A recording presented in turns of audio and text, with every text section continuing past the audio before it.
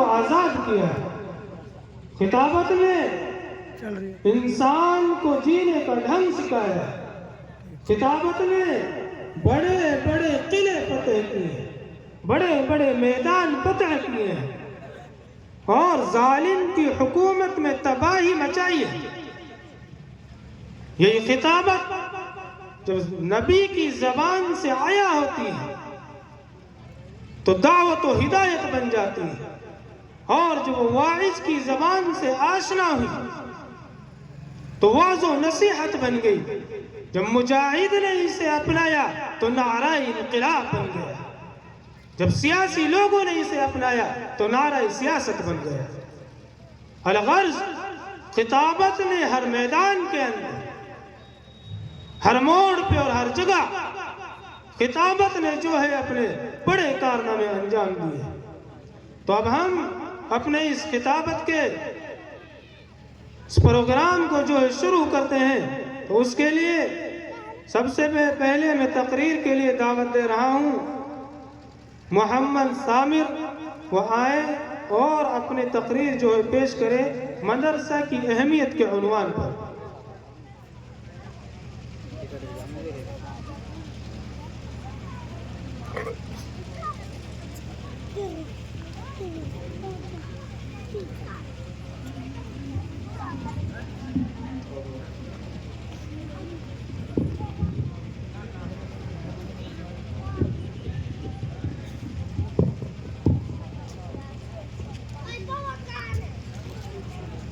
الحمد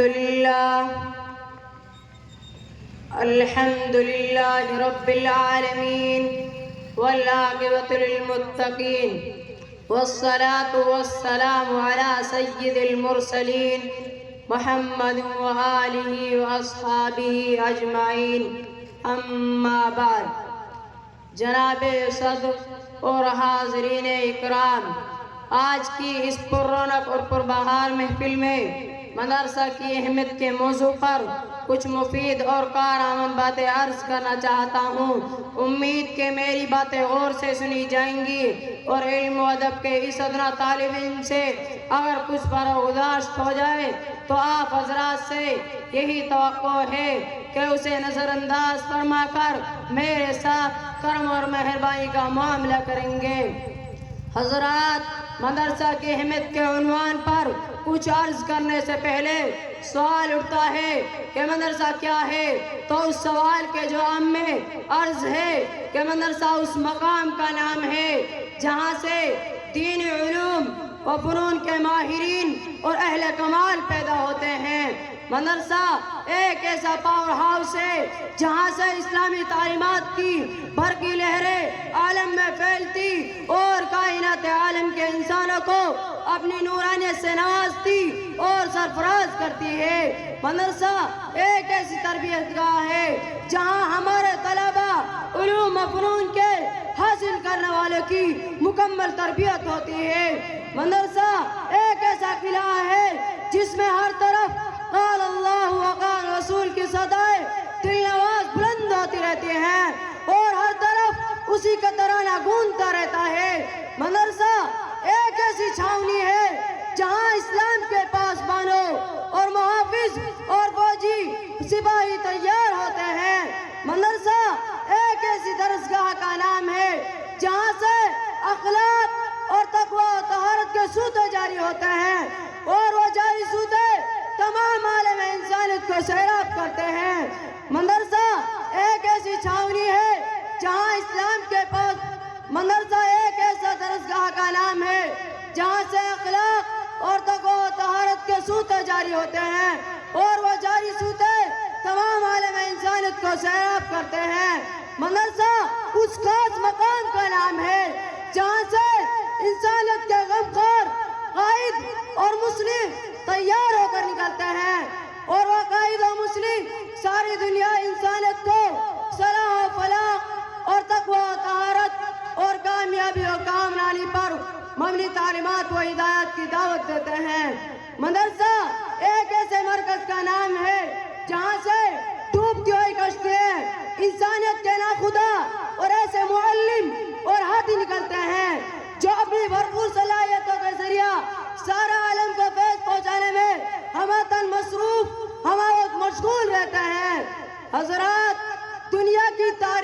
شاہد ہے کہ مدرسہ کی چار دیواری سے نکلے افراد نے دنیا والے کا دل جیت کر ان کو قوت و بھائی چارگی، صلاح و تقوی، رشد و ہدایت اور کامیابی اور کامرانی کا سری پیغام دیا۔ حضرات، مدرسہ کی ایک مکمل تاریخ ہے۔ سالہ سال سے مدرسہ کا قیام اور اس کی خدمات کا ایک طویل سلسلہ جاری ہے جس سے انسان سر پر نظر نہیں کر سکتا۔ دنیا کے تمام ملکوں میں مدرسہ کا ایک لمبا چوڑا جال بچھا ہوا ہے جہاں قال اللہ و قال رسول کی صدائے دل نواز بلند ہوتی رہتی ہے اور جہاں ہمہ وقت اسلامی تعلیمات کا گلگلہ بلند ہوتا رہتا ہے۔ اسلام کی نشر و اشاعت اور اس کے پھیلانے اور اس کی بقا میں کتنا اہم رول ادا کیا ہے، اس کا اندازہ تو وہی حضرات کر سکتے ہیں جو ان درسگاہ کی تاریخ کے کارناموں نیز ان کی کارگزاریوں سے واقف ہیں، ورنہ ہمارے معاشرے میں اکثریت تو انہیں کی ہے جنہوں نے ان درسگاہ کا نام بھی نہ سنا ہوگا۔ ان کے کارناموں اور کارگزاریوں کی تفصیلات تو علیحدہ کی بات ہے۔ آج ڈنکے کی چوٹ پر یہ بات کہی جا سکتی ہے کہ آج بھی دنیا کے سارے مدرسے اور مکاتب دینیہ اسلامیہ کے ذریعہ اسلام کو مزید فروغ حاصل ہو اور ہماری آنے والی نسلیں مزید دین سے آشنا ہو سکے۔ اگر ایسا نہ ہوا اور ہم نے ایسا نہ کیا تو نہ جانے اسلام و اسلامی تعلیمات کا حشر انجام کیا ہوگا جس کا ہم سب جواب دہ ہوں گے۔ اللہ تعالی ہمیں مدارس کے قائم کرنے اور مکاتب دینیہ کے نظام کو جاری کرنے کی اس وقت تک توفیق عطا کرتا رہے جب تک ہماری رغم خون دوڑتا رہے۔ وآخر دعوانا ان الحمدللہ رب العالمین۔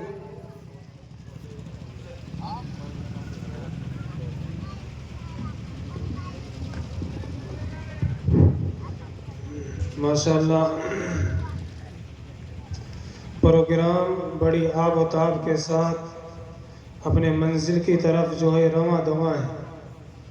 میری تمام سامعین کرام سے جو باہر ہیں، باہر بیٹھے ہوئے ہیں، باہر کھڑے ہوئے ہیں، ان تمام سے بڑی مؤدبانہ انداز میں جو ہے درخواست ہے کہ تمام حضرات جو ہے اندر تشریف لے آئیں، اور ہمارے لیے بڑی خوشی کا مقام ہے کہ ہمارے عالی وقار و ذی وقار مہمانان مکرم تشریف لا چکے ہیں۔ حضرت مولانا حکیم الدین اشرف اٹاوڑی، حضرت مفتی ابراہیم صاحب قاسمی کے حضرات اور دیگر علماء کرام جو ہے تشریف لا چکے ہیں۔ اب کچھ ہی دیر میں آپ حضرات جو ہے ان حضرات کے مواعظ حسنہ سے مستفید ہوں گے۔ تو میری آپ تمام حضرات سے درخواست ہے کہ ماحول کو پرسکون اور سنجیدہ بنائے رکھیں اور دل جمعی و اطمینان قلبی کے ساتھ جو ہے ان طلباء کرام کے اس پروگرام کو سماعت فرمائیں۔ اب میں اگلی تقریر پیش کرنے کے لیے دعوت دے رہا ہوں محمد انصار کو، وہ آئیں اور اپنی تقریر پیش کریں۔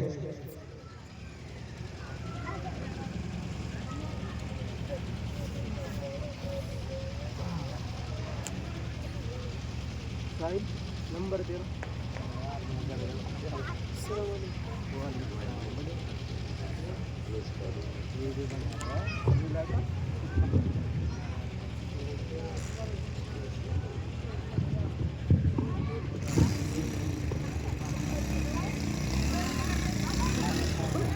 السلام علیکم ورحمۃ اللہ وبرکاتہ۔ الحمد للہ رب العالمین والصلاة والسلام على سید المرسلین وعلى آلہ واصحابہ اجمعین، اما بعد، اعوذ باللہ من الشیطان الرجیم، بسم اللہ الرحمن الرحیم۔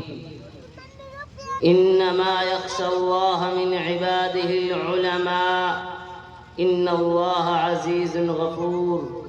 وقال ان الذين قالوا ربنا الله ثم استقاموا تتنزل عليهم الملائكة۔ صدق الله العظيم۔ جنہیں میں ڈھونڈتا تھا آسمانوں میں زمینوں میں، جنہیں میں ڈھونڈتا تھا آسمانوں میں زمینوں میں، وہ نکلے میرے ظلمت خانہ دل کے مکینوں میں۔ جلا سکتی ہے شمع کشتہ کو موجے نفس ان کی، جلا سکتی ہے شمع کشتہ کو موجے نفس ان کی، الہی کیا چھپا ہوتا ہے اہل دل کے سینوں میں۔ نہ پوچھ ان خرقہ پوشوں کی ارادت ہو تو دیکھ ان کو، نہ پوچھ ان خرقہ پوشوں کی ارادت ہو تو دیکھ ان کو، یدے بیزار لیے بیٹھے ہیں اپنی آستینوں میں۔ بہار آئی اگر گلشن میں تو کس کام کی آئی، بہار آئی اگر گلشن میں تو کس کام کی آئی، نہ شیمن شاخ پہ باقی رہا نہ دلی سینوں میں۔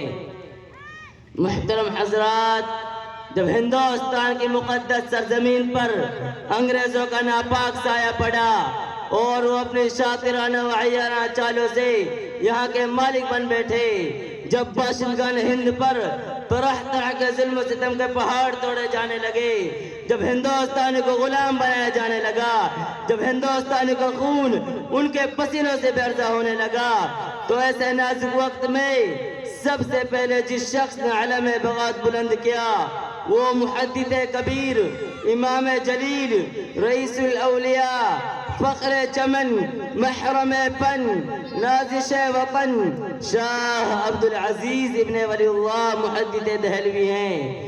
یہ وہی مرد مجاہد درویش خدا ہے جس نے وقت سے بہت پہلے مسلمانوں کے نصب العین کا اعلان فرما دیا تھا، جہاں تک پہنچنے کے لیے دوسروں کو برسہا برس انتظار کرنا تھا۔ شاہ عبدالعزیز کا فتویٰ کیا تھا؟ گویا ایک برق بے اما تھا جو دشمنوں کی نخل تمنا پہ گر پڑی، انگریزوں کی نیند حرام ہو گئی، جگہ جگہ آزادی کے شعلے بھڑکنے لگے، جگہ جگہ آزادی کے پرچم لہرانے لگے، سینوں میں ولولے مچلنے لگے اور حوصلوں نے انگڑائیاں لینی شروع کر دی۔ مسند درس پر بیٹھ کر قرآن و حدیث کے درس دینے والے علماء کرام، خانقاہوں میں بیٹھ کر اپنے خون جگر سے شمع اسلام روشن کرنے والے مشائخ اعظام، اپنے مندرسوں اور خانقاہوں کو چھوڑ کر میدان میں آ گئے اور فرنگیوں کے خلاف محاذ بنا کر منزل کی جانب بے سر و سامانی کے عالم میں نکل پڑے۔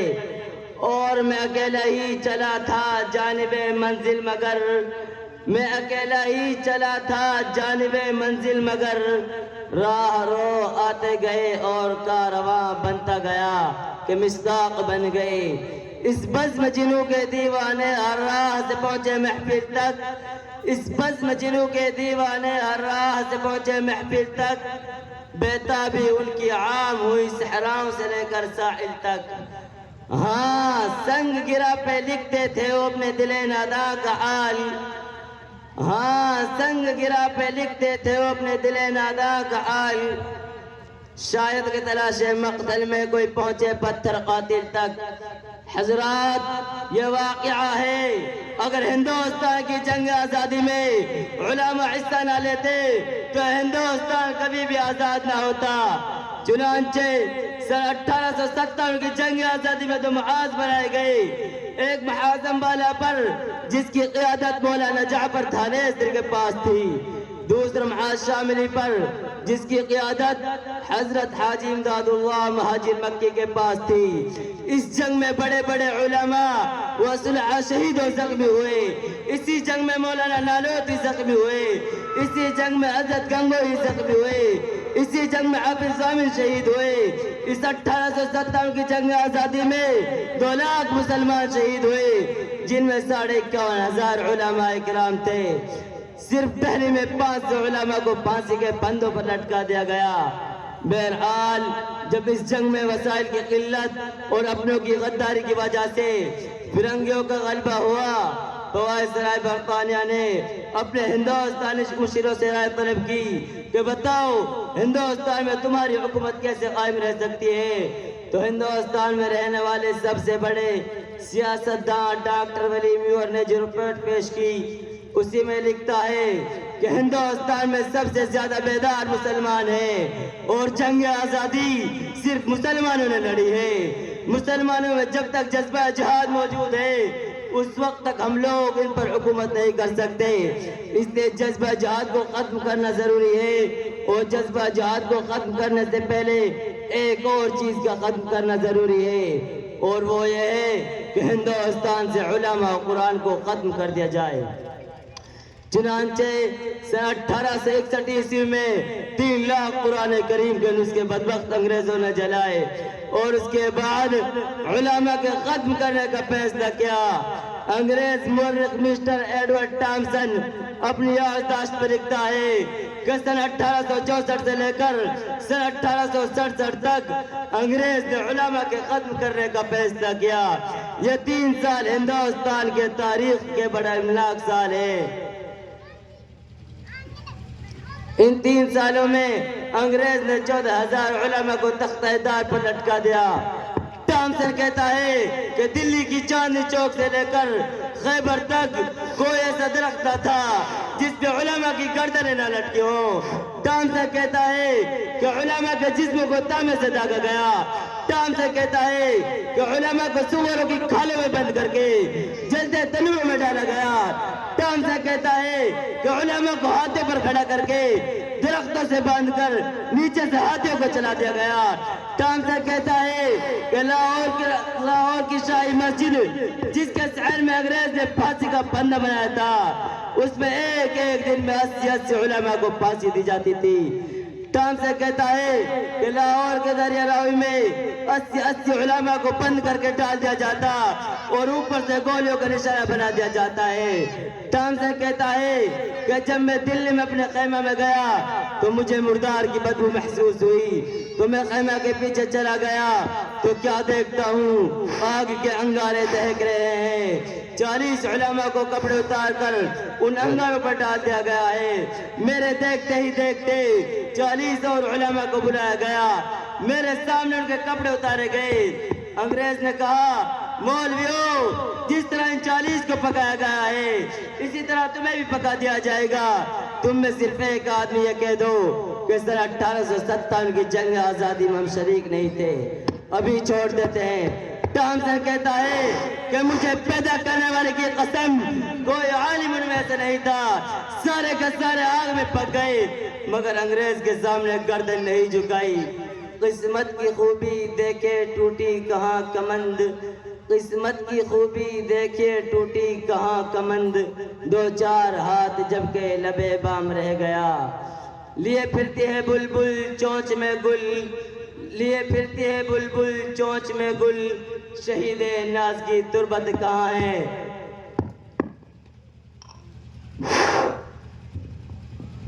ماشاءاللہ جنگ آزادی کے موضوع پر اس طالب علم نے بہت ہی بہترین انداز میں اپنی تقریر پیش کی۔ یقیناً ہندوستان کی آزادی میں جتنا حصہ مسلمانوں نے لیا ہے وہ کسی سے ڈھکا چھپا نہیں ہے۔ انہی مدارس میں پڑھنے والے طلبہ، انہی ٹوٹی پھوٹی صفوں پر یہ پڑھنے والے طلبہ، علماء، ائمہ، انہوں نے اس ملک کو جو ہے آزاد کیا۔ ایک لمبی تاریخ ہے جس کو آپ حضرات جو ہے موقع پہ موقع جو ہے علماء کرام سے سنتے رہتے ہیں۔ اب میں اپنے پروگرام کو آگے بڑھاتے ہوئے تقریر کے لیے دعوت دے رہا ہوں محمد معروف گندھولا، وہ آئیں اور اپنی تقریر پیش کریں۔ معروف گندھولا، شعیب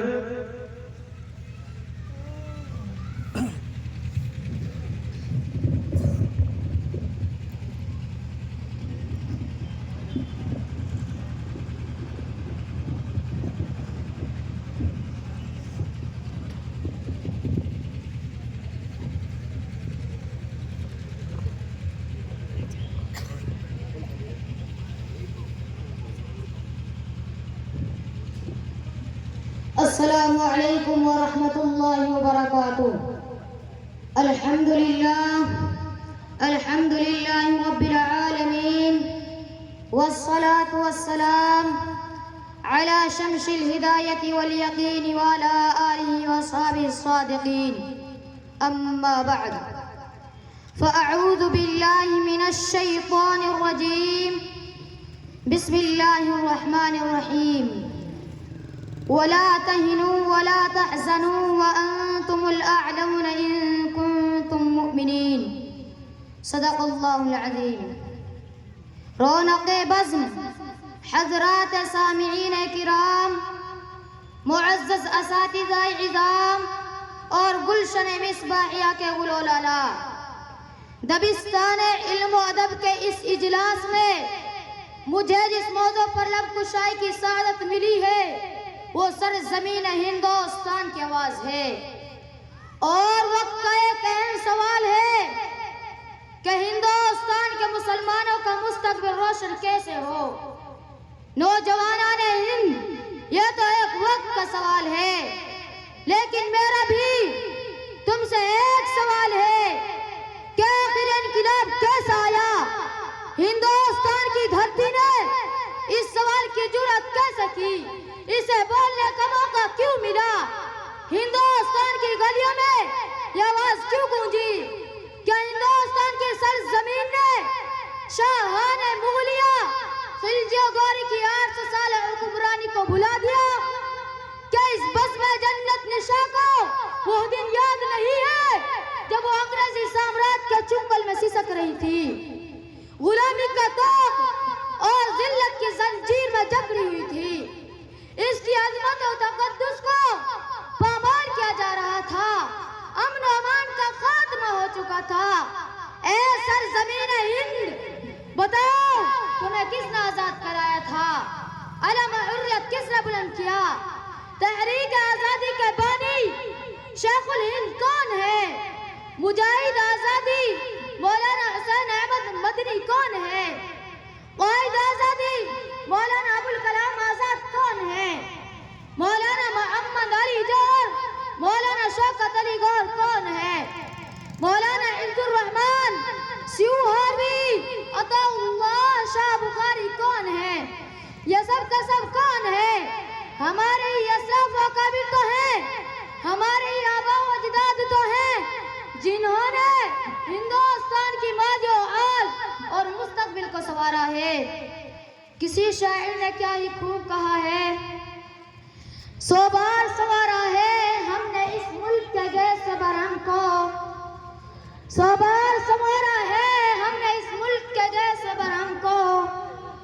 یہ اہل جو بتلائیں گے کہ ہم نے لیا ہے عالم کو. پھر بھی ہم سے سوال کیا جاتا ہے کہ ہندوستان میں تمہارا مستقبل روشن کیسے ہوگا؟ اور آدھی کے نوجوانوں، سرزمین ہند کی پکار سنو. ہاں ہاں، مجھے یاد ہے تمہاری اسلاف و اکابر نے ہمیں عزت و حرمت کا تاج پہنایا ہے، میری گردن سے توقع غلامی کو اتارا ہے.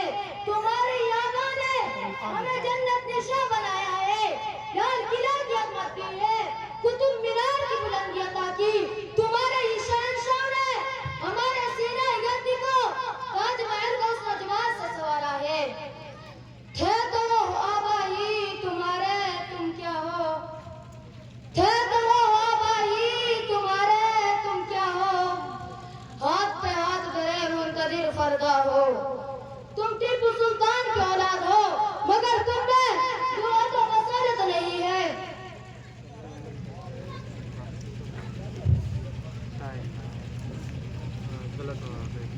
عزیزان گرامی، چونکہ قلت وقت دامنگیر ہے، ہماری کوشش بھی یہی تھی، ہم چاہتے بھی یہی تھے کہ ہر بچے کو، جن بچوں نے پروگرام میں حصہ لے رکھا ہے ان تمام بچوں کو آپ حضرات کے سامنے پیش کرتے ہیں، کیونکہ ان بچوں نے پوری سال محنت کی، پوری سال جد و جہد کی، ان کے لیے خوشی کا موقع تھا. لیکن ہماری مجبوری ہے، ہم اس لیے تمام طلباء کو آپ حضرات کے سامنے پیش نہیں کر سکتے، اور جن کو کر رہے ہیں ان کو بھی آدھا ادھورا آپ حضرات کے سامنے پیش کر رہے ہیں. تو ہم میں اپنے پروگرام کو آگے بڑھاتے ہوئے ہمارے آج کے اس پروگرام میں ایک مکالمہ بھی ہے. ذخیرہ احادیث میں ہم کو ایک حدیث ملتی ہے جس کو حدیث جبرائیل کہتے ہیں. وہ حدیث یہ ہے کہ ایک مرتبہ اللہ کے نبی صلی اللہ علیہ وسلم بیٹھے تھے. ایک اجنبی شخص آیا, اللہ کے نبی سے کچھ دین کے متعلق دینی کچھ سوال و جواب کی. اللہ کے نبی نے ان تمام سوالوں کو جواب دیا.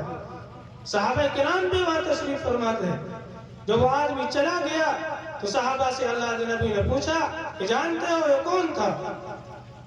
صحابہ نے کہا کہ اللہ کے نبی ہم نہیں جانتے, آپ ہی بتا دیجئے.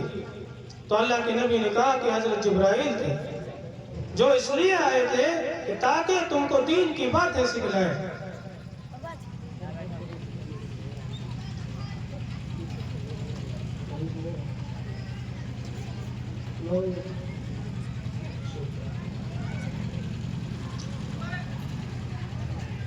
مکالمے کو ہم 10 منٹ کے بعد انشاءاللہ تعالیٰ پیش کریں گے, چونکہ ابھی بچوں کے تیار ہونے میں 10-5 منٹ لگ رہی ہیں.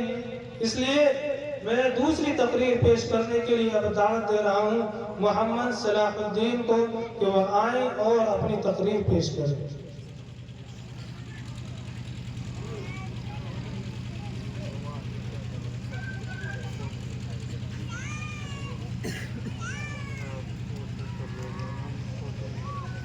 السلام علیکم ورحمۃ اللہ وبرکاتہ. الحمد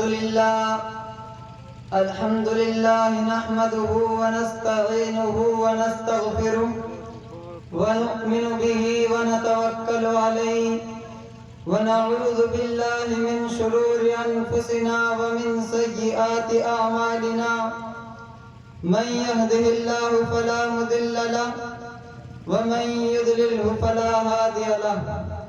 ونشهد أن لا إله إلا الله ونشهد أن سيدنا ومولانا محمدا عبده ورسوله صلى الله عليه وسلم وعلى آله وأصحابه أجمعين.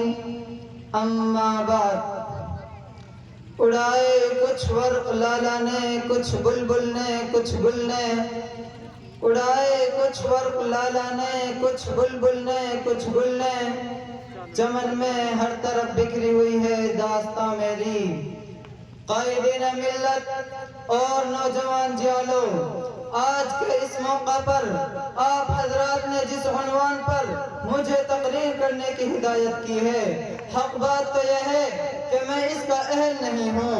نہ میری زبان اس لائق ہے, نہ میرا مطالعہ اتنا وسیع ہے کہ ہندوستان کی آزادی سے لے کر اب تک کی تاریخ کو بیان کروں. ایسے وقت میں ہمیں بھی ایک طرف اپنے اسلاف کی قربانیاں یاد آتی ہیں تو دعائے مغفرت کے لیے ہاتھ خود بخود اٹھ جاتے ہیں. دوسری طرف جمہوری ہندوستان کے مسلمانوں کے دردناک واقعات اور ظلم و ستم کی روداد سامنے آتی ہے تو خون کے آنسو نکل پڑتے ہیں اور دل سے ایسی آہ نکلتی ہے کہ اگر ہمارے اسلاف و اکابر کو اس کا تصور بھی ہوتا تو خدا کی قسم وہ لوگ کبھی اس ملک کو انگریزوں کی غلامی سے چھڑانے اور ہندوستان کو آزاد کرانے کے لیے اتنی بڑی قربانیاں نہ دیتے. اگر انہیں یہ معلوم ہوتا کہ اس ہندوستان میں مسلمانوں پر ایسا دن بھی آئے گا جب مسلمان آزادی کی جگہ انگریزوں کی غلامی کو پسند کریں گے تو وہ کبھی شمشیر برہنہ لے کر میدان جہاد میں نہ نکلتے.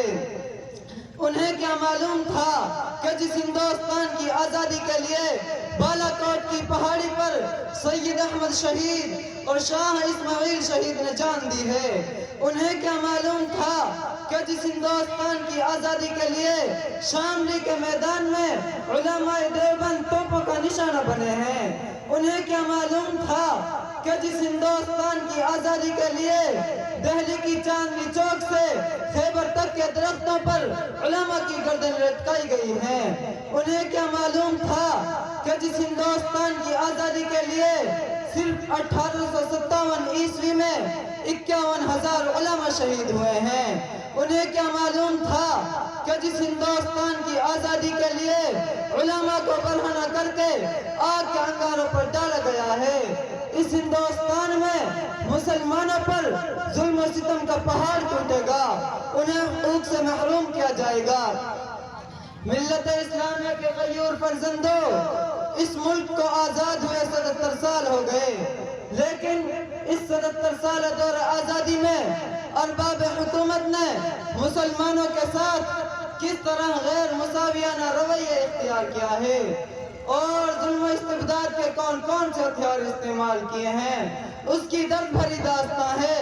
سینکڑوں فسادات کی تاریخ میرے سامنے ہے، جسے یاد کر کے کلیجہ منہ کو آتا ہے، زبانیں گنگ ہو جاتی ہیں، پاؤں تلے سے زمین کھسک جاتی ہے کہ ہائے یہ کیسی آزادی ہے کہ مسلمانوں کا جان و مال محفوظ نہیں ہے، ہماری عزت و آبرو پر شب خمارے جا رہے ہیں، ہمارے حقوق کو پامال کیا جا رہا ہے، ہماری آبادیوں کو ویران کیا جا رہا ہے، ہماری مدارس و مکاتب کو مسمار کیا جا رہا ہے، ہماری خانقاہ و مدارس پر بنیاد پرستی کا الزام لگایا جا رہا ہے، شعائر اسلام کے جنازے نکالے جا رہے ہیں، قربانی پر پابندی لگائی جا رہی ہے، قبرستانوں پر غاصبانہ قبضہ کیا جا رہا ہے، لاؤڈ اسپیکر پر اذان کے خلاف مقدمہ بازی ہو رہی ہے، خدائی قانون اور قرآنی دستور اور مسلم پرسنل لا میں ترمیم کی کوشش کی جا رہی ہے۔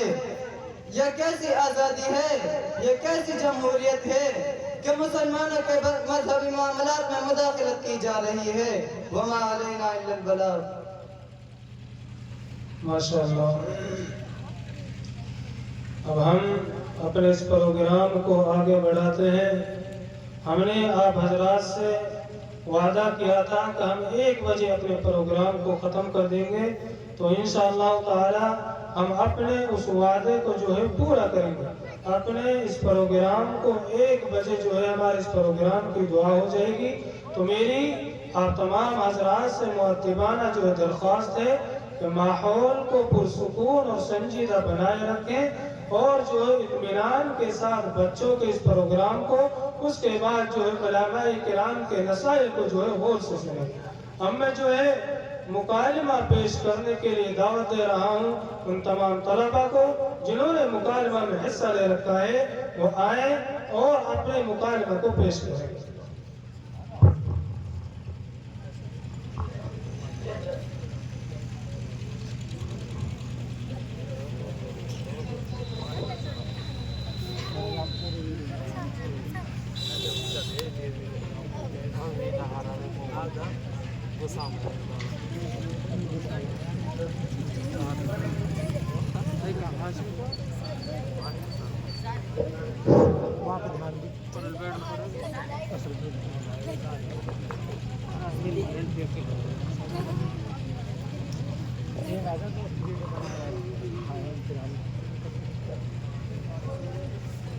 ہیلو،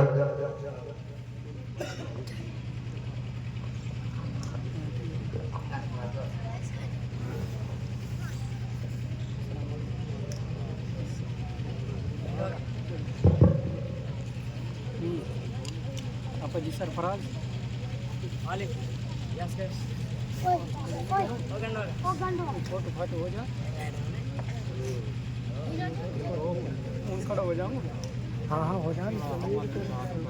ओ कुरसैद भाई, ओ कुरसैद है کہاں अब भाई मोहम्मद हसन छोड़कर रोके کہاں کرے گا مدرسہ جا کے نہیں مدرسہ میں باڑ بنوا اسکول پڑھائی کر ماسٹر بنے گو ڈاکٹر بنے گو انجینئر بنے گو مدرسہ میں تو ہی ملک ملے رہے گو 4-5 ہزار تک رہے گو کوئی کھانا مانگنا کام کرے گو अब भाई बाहर मोटरसाइकिल खड़ी है बस छोड़िया ہاں تیر پر مگر ہو گیا ہوائی جہاز आज जब बनाऊं तो घणो पड़ोगी जब छोड़िया ने تیرا ٹوٹ رہا گھومنا جا سکا میں بھی اسکول کام کر رہا ہوں تو پڑے رہنے میں آپ چلو جاؤں گا ओ भाई थोड़ा सा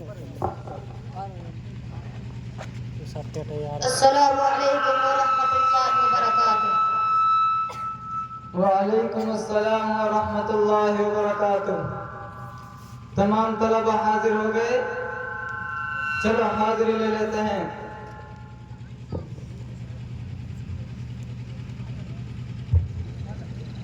محمد کلو मोहम्मद फत्तू, मोहम्मद फज्जू।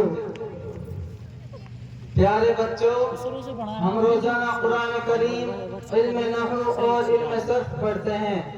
आज हम तारीख के मुतालिक कुछ सवाल जवाब करेंगे। अच्छा बेटा कल तुम ये बताओ कि हमारा मुल्क कब आजाद हुआ था? उस्ताद जी, हमारा मुल्क 1947 को आजाद हुआ था। अच्छा बेटा कल्लू ये बताओ कि हम 26 जनवरी भी मनाते हैं और 15 अगस्त भी मनाते हैं, इन दोनों में फर्क क्या है? उस्ताद जी, 15 अगस्त को हमारा मुल्क आजाद हुआ था और 26 जनवरी को हमारा मुल्क का कानून बना था। अच्छा बेटा फत्तू तुम ये बताओ कि दुनिया में सबसे पहले घड़ी किसके जमाने में इजाद हुई थी? उस्ताद जी, सबसे पहले घड़ी खलीफा हारून रशीद के जमाने में ईजाद हुई थी। अच्छा बेटा फत्तू ये बताओ कि जन्नत से निकलकर दुनिया में कितनी नहरें जारी हुई? उस्ताद जी, जन्नत से निकलकर दुनिया में 4 नहरें जारी हुई। नंबर 1 जैहून, नंबर 2 सेहून, नंबर 3 फुरात, नंबर 4 नील। अच्छा बेटा फज्जू तुम ये बताओ कि आसमान पर सबसे पहले अजान किसने दी थी और इमामत किसने कराई थी? उस्ताद जी, सबसे पहले आसमान पर अजान हजरत जिब्राइल अलैहिस्सलाम ने दी और इमामत हजरत मीकाईल ने कराई थी।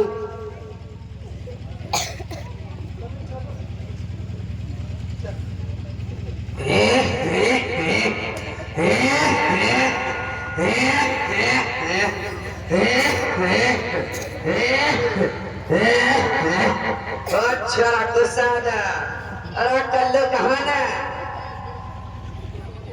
अरे टुकड़ा तो सुन करो।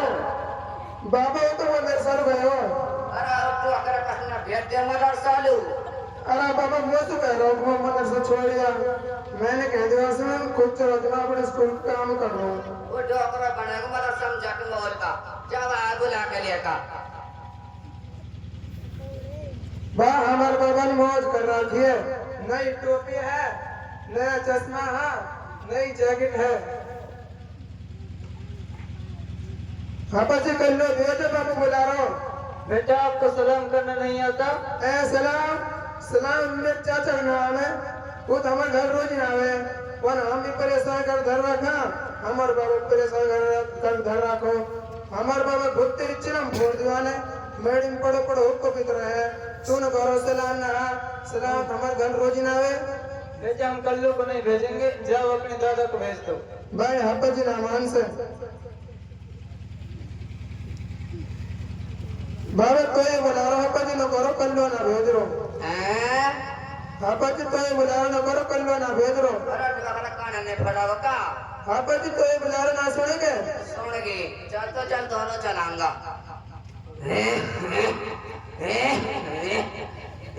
कहाँ ने गुरजा दिया आपा जी? बैठो। अरे आपा जी हमारा कल्लू का सना भेज रहा।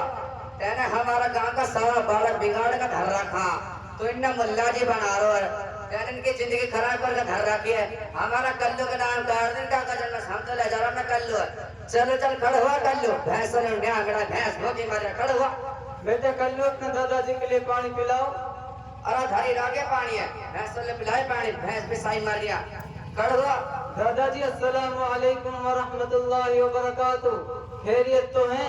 इतना गुस्सा क्यों हो रहे हो? जी हजरत सर, ये आपा जी कैसे पठार हुआ? जब यहाँ सलाम करना हो तो इतनी लंबी चौड़ी तकरीर करने की कहाँ जरूरत थी? बस लोग कह दो सलाम अलैकुम हो जाए तो सलाम। अरे ठोकर ना खड़ा होता। अरे बाबा भाई आके पास की ना थोड़ी सी भी खड़े जाने बाबा मोरा को छोड़ेगा कहीं? दादाजी रुको, सुनो। इल्म हर इंसान के लिए जरूरी है। इल्म से ही इंसान खाने पीने का तरीका सीखता है। इल्म से ही इंसान उठने बैठने का तरीका सीखता है। इल्म से ही इंसान ये सीखता है कि छोटों के साथ किस तरह रहना है, बड़ों के साथ किस तरह रहना है। दादाजी ये सब बातें इल्म से ही सीखते हैं। अरे मैंने हाथ तो के चिकनी चुपड़ी बातन में। चलो चल खड़ा कर लो। भैंस लड़ने आ मेरा भैंस बता रहे। अरे खड़ा हो जल्दी से। दादाजी बैठो। बैठे पर सर कहाँ कह रहे हैं आपा जी?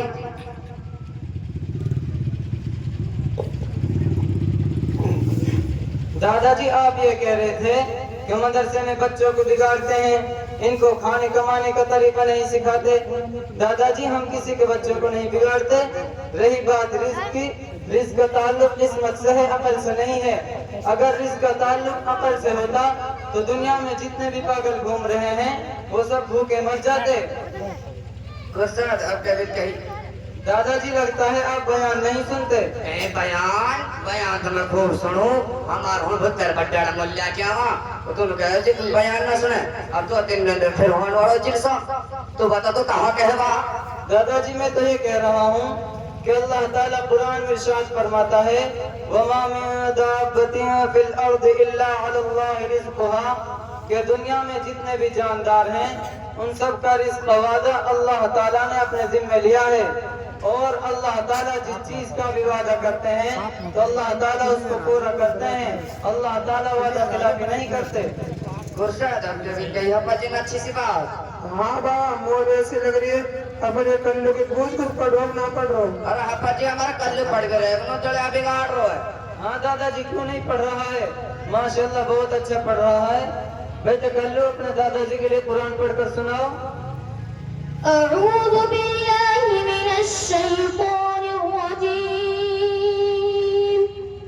بسم الله الرحمن الرحيم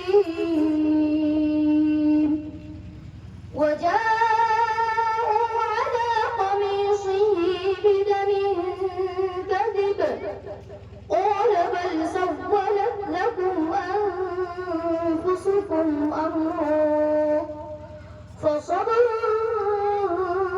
جميل والله المستعان على ما تصفون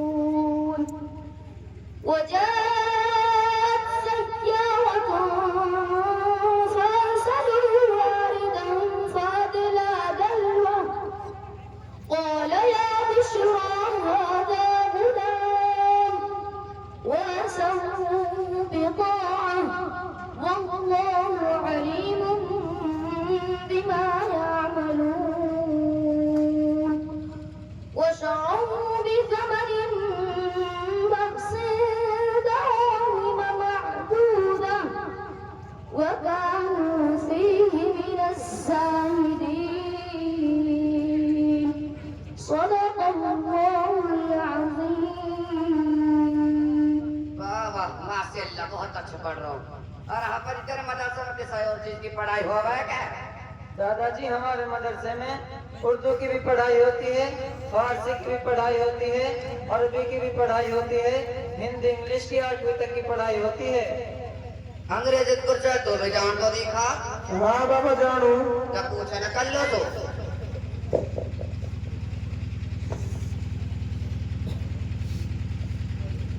अस्सलामु अलैकुम। وعليكم السلام. What is your name? My name is Kallu. What do you do? I study Where do you study? at Madrasa Misbahul Quran. What do you study at madrasa? I study at Arabic, Urdu and English. Which class do you study in this madrasa? I am studying Hifz and at 5th class in English. How long have you been studying in this madrasa? I have been studying in this madrasa since the beginning. In our madrasa, the teachers of Hifz, Farsi and English teach us with great hard work and dedication. Okay, thanks for telling me about your madrasa. Inshallah, see you alive. Inshallah. अरे बाबा बहुत ऐसे गए इस मौसम में चले जाना तो। अच्छा ऐसे भी है क्या? अब हपाजियों पढ़ाई और सुना दे। और कौन सा काम में बोला? अरवान बोला हुआ मैं सऊदी में। अच्छा दादाजी आप अरबी की कह रहे हैं? बेटा पत्तू और बेटा पज्जू तुम दोनों दादाजी के लिए अरबी में बात कर सुनाओ।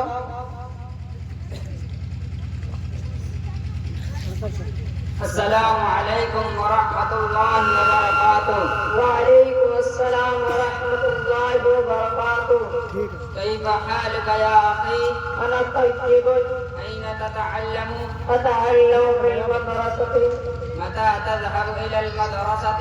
أذهب إلى المدرسة في الصباح. أين تجلس في الفصل؟ أجلس في الصف الأول. هل تسمع إلى أستاذك؟ نعم أستمع إلى أستاذك. كيف يعلمك الأستاذ؟ الأستاذ ينطق كلمة وأنا أرددها. منذ كم مدة تتعلم في هذه المدرسة؟ أنا أتعلم في هذه المدرسة مبتدئا.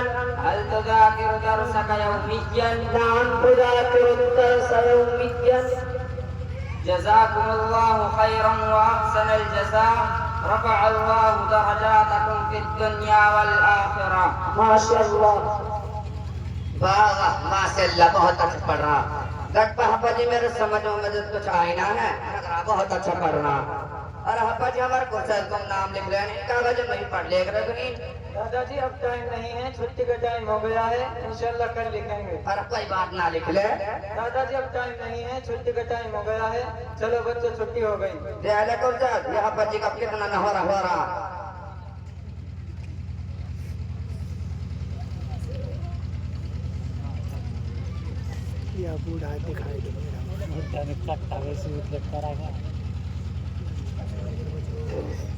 ماشاءاللہ ان طلباء کرام نے مکالمے کی شکل میں کچھ باتیں آپ حضرات کو ایسی سامنے آئی ہیں کہ آپ حضرات کو اس مکالمے سے بہت کچھ سیکھنے کو ملا ہوگا. ہم میں اگلی تقریر پیش کرنے کے لیے دعوت دے رہا ہوں محمد شعیب کو کہ وہ آئیں اور اپنی تقریر پیش کریں.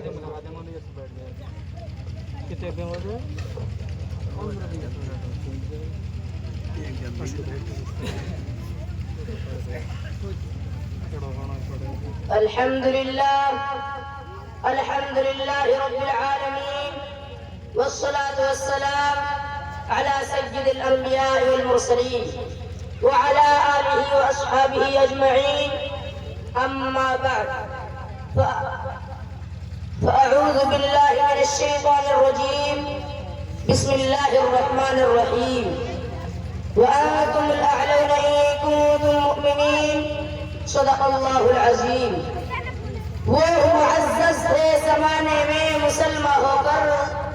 وہ معزز تھے زمانے میں مسلمان ہو کر اور ہم خوار ہوئے تاریخ قرآن ہو کر. محترم بزرگوں اور دوستوں آج میری گفتگو کا موضوع مسلمانوں کی تباہی اور اس کا علاج ہے. آئیے اس موضوع کے تحت ہم اپنے شاندار ماضی پر ایک نظر ڈال کر اپنا مستقبل کو تعمیر و ترقی کا سامان تلاش کریں. قرآن کریم میں رب ذوالجلال کا ارشاد ہے وَأَنْتُمُ الْأَعْلَوْنَ إِن كُنتُم مُؤْمِنِينَ. تم ہی سے بلند رہو گے اگر تم مؤمن ہو. یہ ارشاد ہماری پوری تاریخ کا اختصار ہے اور اسی میں ہماری ترقی کا راز مضمر ہے. تاریخ کے سینکڑوں واقعات یہ بتانے کے لیے کافی ہے کہ جب بھی ہمارا رشتہ اللہ سے اس کے دین سے مضبوط رہا سربلندی اور کامیابی نے ہمارے قدم چھوئے اور جب کبھی اس رشتہ میں کسی قسم کی کمزوری آئی ہمیں عزت و رفعت کے آسمان سے ذلت و پستی کے غار میں جا گرے. تاریخ ہمارے سامنے جنگ بدر کی مثال پیش کرتی ہے. جنگ بدر میں جو کامیابی ہوئی وہ صرف کسی رشتہ کی مضبوطی کی بنیاد پر ہوئی. ورنہ اگر کامیابی ہوتی تو کفار مکہ کو ہوتی کیونکہ کفار مکہ تقریباً 1000 تھے اور بڑے جوش و خروش کے ساتھ تھے. ان کے پاس 100 اونٹ اور 200 گھوڑے تھے.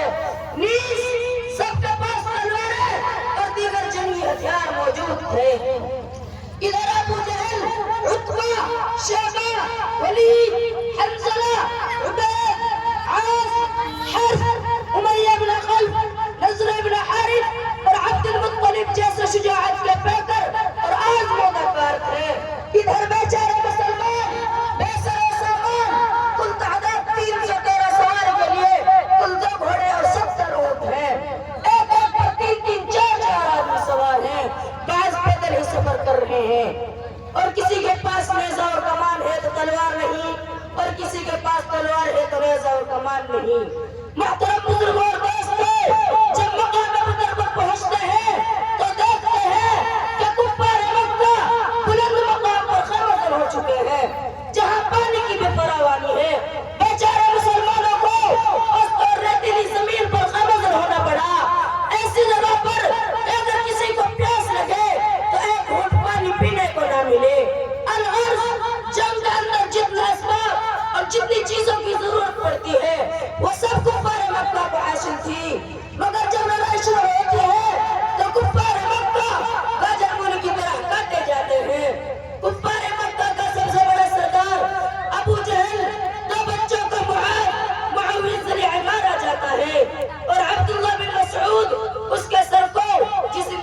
کرتے ہیں۔ مسلمانوں، آپ جانتے ہو کہ عبداللہ بن مسعود کون ہے؟ یہ وہی ہے جن کو مکہ کی شہر میں کسی ابو جہل نے مارتے مارتے بے ہوش کر دیا تھا۔ آج میدان جنگ کے اندر وہی عبداللہ بن مسعود ابو جہل کا سر قلم کرتے ہیں۔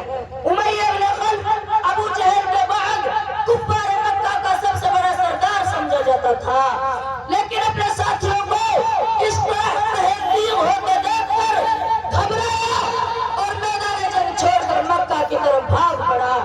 حضرت بلال عرشس کے پیچھے بھاگے، قریب پہنچ گئے تو امیہ بن خلف گھبرا کر گھوڑے سے نیچے گر جاتا ہے۔ وما علینا الا البلاغ۔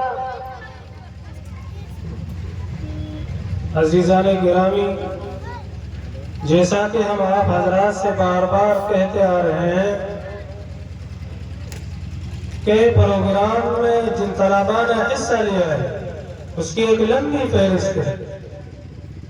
ہم ان تمام طلباء کو جو ہے آپ حضرات کے سامنے پیش نہیں کر سکتے کیونکہ وقت کی جو ہے بڑی قلت ہے، تو میں ان تمام طلباء سے کہ جن کا نمبر نہیں آ سکا ان سے معذرت خواہ ہوں اور ان کے والدین سے کہ ہم جو ہے وقت کی کمی کی وجہ سے ان بچوں کو جو ہے آپ حضرات کے سامنے پیش نہیں کر سکتے، چونکہ علماء کرام بھی تشریف فرمائے ہیں، کافی دیر سے انتظار کر رہے ہیں، مقامی علماء کرام میں ہیں۔ ہماری یہ خواہش تھی کہ مقامی تمام علماء کو موقع دیا جاتا اور اپنی قیمتی باتوں سے آپ حضرات کو نوازتے، لیکن پھر وہی بات ہے کہ وقت چونکہ کم ہے، اس لیے ہم اپنے ان تمام مقامی علماء سے بھی معذرت خواہ ہیں۔ بار بار ہم ان سے جو ہے اپنی درخواست کر رہے ہیں کہ ہم چونکہ وقت کی قلت کی وجہ سے ان تمام حضرات کو جو ہے موقع نہیں دے پا رہے۔ اب میں ہمارے گوالدہ گاؤں کے امام و خطیب و محتمم مدرسہ منبع العلوم دی محمدیہ حضرت مولانا ارشد صاحب سے درخواست کرتا ہوں کہ حضرت آئے اور وقت کی تعین میں کر رہا ہوں، صرف 5 منٹ سے حضرت سے میری معجبانہ درخواست ہے کہ صرف 5 منٹ میں جو ہے اپنے تاثرات کو جو ہے پیش کریں۔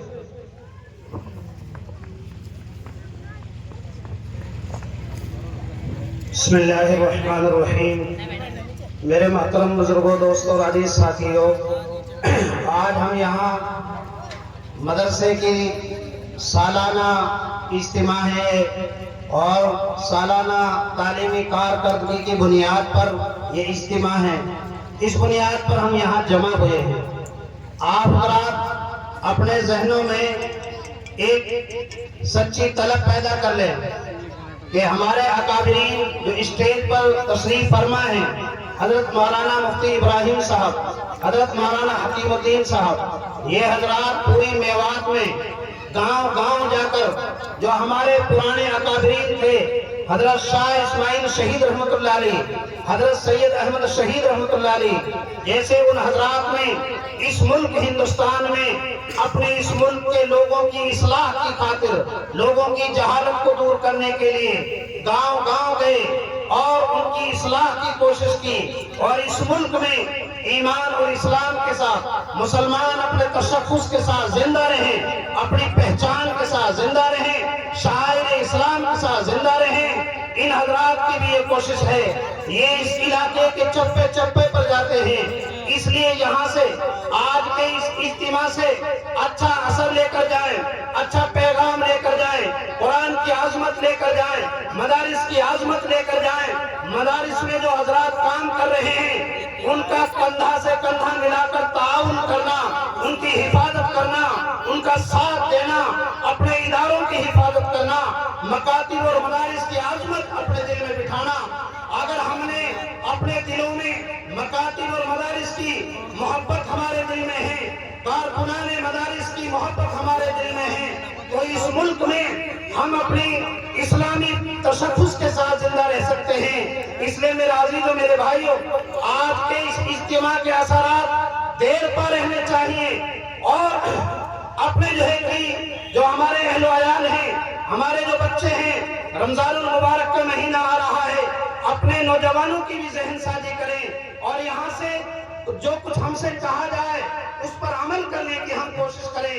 माशाअल्लाह मदरसा हाजा में बेहतरीन तालीम और तरबियत का नज़्म नस्क है और पहले से ही तालीमी मेयार अच्छा था, बेहतर है। आइंदा भी इंशाअल्लाह ये तालीमी मेयार और आगे बढ़ेगा। इस गांव के आइम्मा उलमा सब शाना बशाना रहते हैं, अपने पूरे गांव के तालीमी निज़ाम को बेहतर बनाने के लिए हर वक्त वो कोशिश में रहते हैं, बार बार इकट्ठे होते हैं ताकि अपने इस गांव का तालीमी मेयार, हमारे बच्चों की तरबियत, हमारे नौजवानों की इस्लाह बेहतर तरीके से हो। इसलिए जो बाहर से हमारे मेहमान आए हुए हैं, हम उनके बहुत ममनून हैं, मशकूर हैं।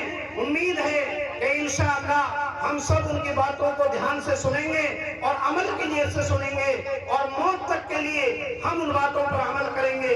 अल्लाह ताला कहने सुनने से ज्यादा अमल करने की तौफीक अता फरमाए।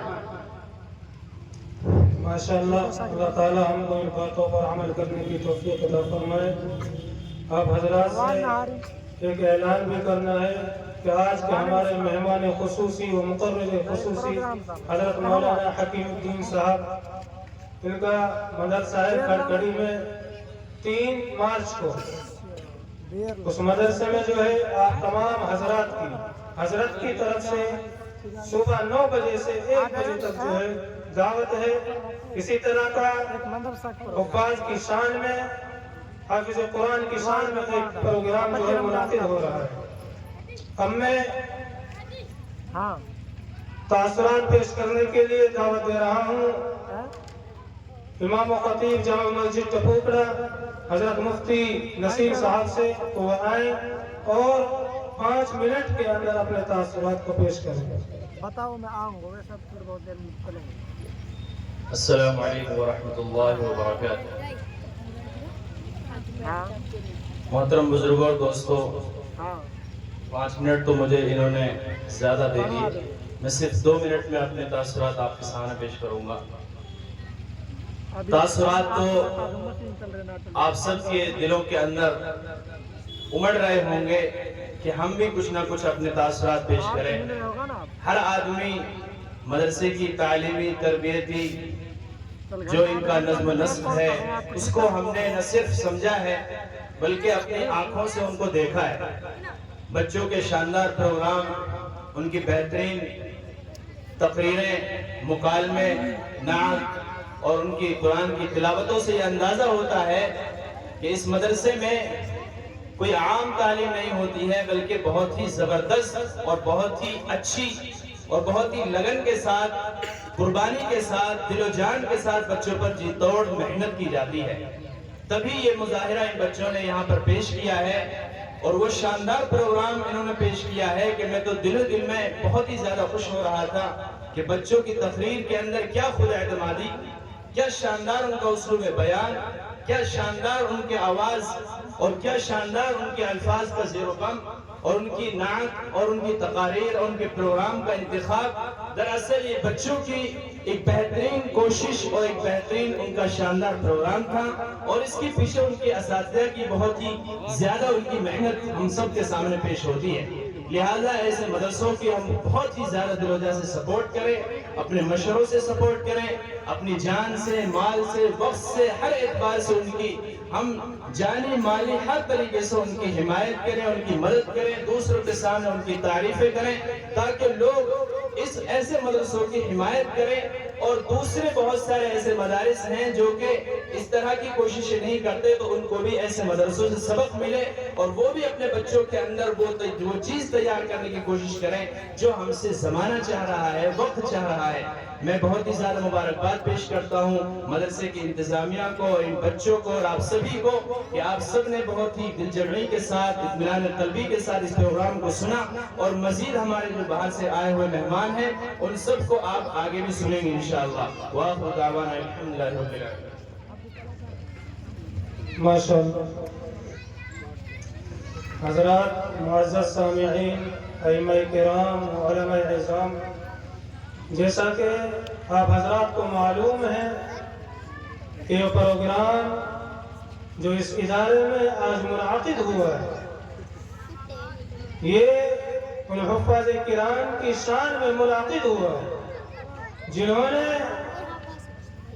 قرآن کریم کو اپنے سینوں میں محفوظ کیا ہے،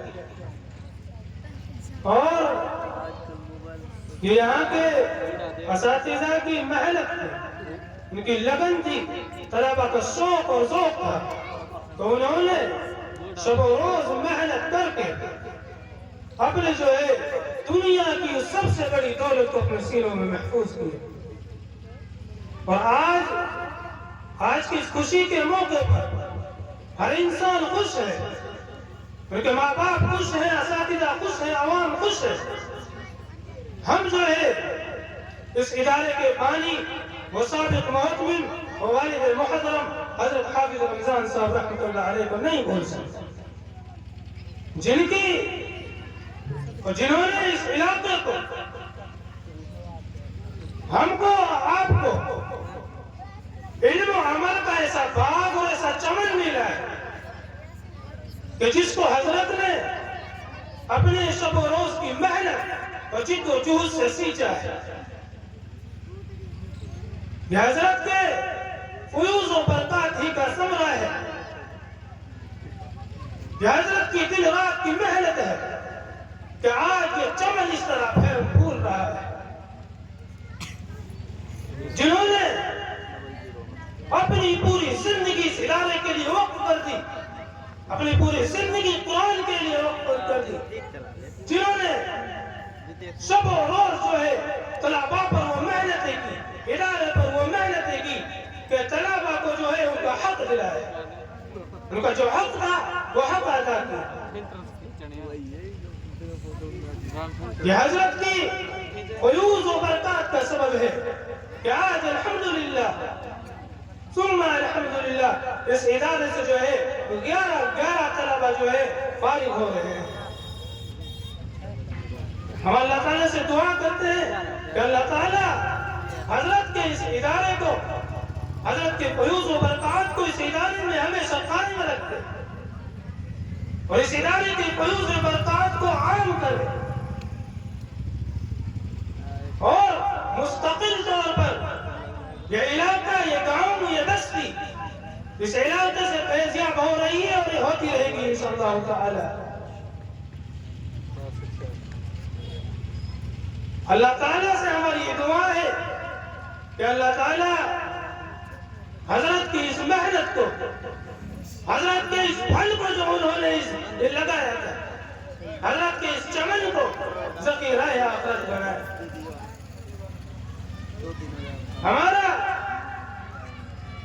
کوئی پروگرام، کوئی محفل، پھر اس ادارے کی کوئی بھی جو ہے مجلس، اس ادارے کی کوئی بھی پروگرام حضرت کے تذکرہ کیے بغیر جو ہے مکمل نہیں ہو سکتا۔ یہاں کی در و دیواریں، یہاں کے پیڑ پودے، یہ ہر چیز اس کی گواہی دیتی ہے کہ حضرت نے دن و رات جو ہے اس چمن کے لیے کتنی محنت کی تھی۔ اس ویران اور بیاباں جنگل کو انہوں نے جو ہے ایک بات کی شکل میں آپ حضرت کے سامنے کھڑا کر دیا کہ جہاں سے نکلتے ہوئے بھی لوگ جو ہے ڈرتے تھے۔ حضرت کا میں نے ایک واقعہ سنا تھا، کیونکہ ہم تو اتنے بے تکلف نہیں تھے، حضرت سے بہت کم جو ہے اپنی باتیں ہم کو بتاتے تھے۔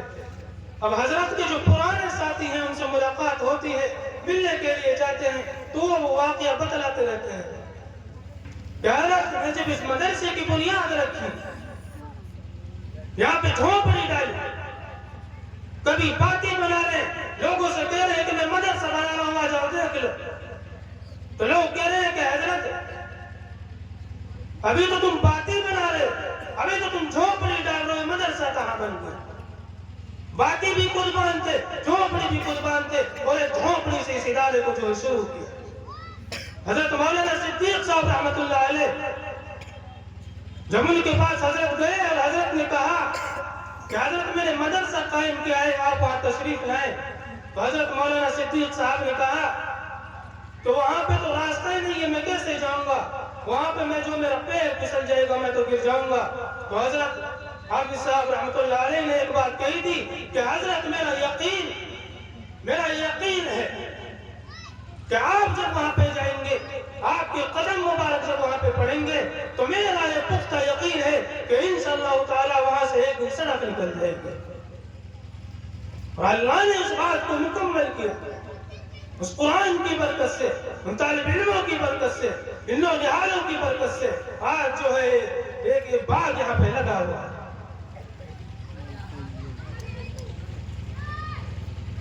تو میرے بھائیوں، آج کا یہ پروگرام جو منعقد ہوا ہے ان حفاظ کرام کی شان میں منعقد ہوا ہے، جنہوں نے اس قرآن کریم کو اپنے سینوں میں محفوظ کیا ہے۔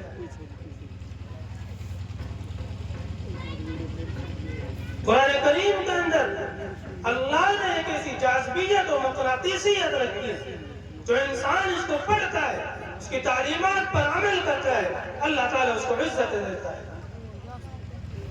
آپ ایک گتا لے لو، گتا کاغذ کا جو گتا ہوتا ہے، کبھی کہیں پڑا رہتا ہے، کبھی کہیں پڑا رہتا ہے، کوئی کہیں رکھ دیتا ہے، کوئی عزت نہیں اس کی، لیکن اسی گتے سے جب قرآن کی جلد بن جاتی ہے تو اب علماء نے کہا کہ اب آپ اس کو بغیر جو ہے وضو کے ہاتھ میں نہیں لگا سکتے۔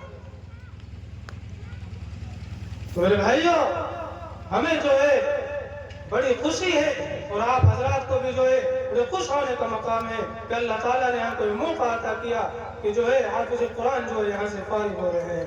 اب میں بلا تمہید کے ایک ایسے خطیب کی دستک پر خطیب کے در پر دستک دے رہا ہوں، جن کی شخصیت قابل رشک ہے، جن کا انداز تخاطب لائق قدر ہے، جن کا نشیب و فراز قابل فہم ہے، جن سے میری مراد جامعہ عربیہ معین الاسلام نوح کے استاذ حدیث و فقہ حضرت مفتی ابراہیم صاحب ہیں۔ میں حضرت سے دست بستہ عرض گزار ہوں کہ حضرت تشریف لائیں اور اپنے مواعظ حسنہ سے ہم سامعین کو جو ہے مستفید کریں۔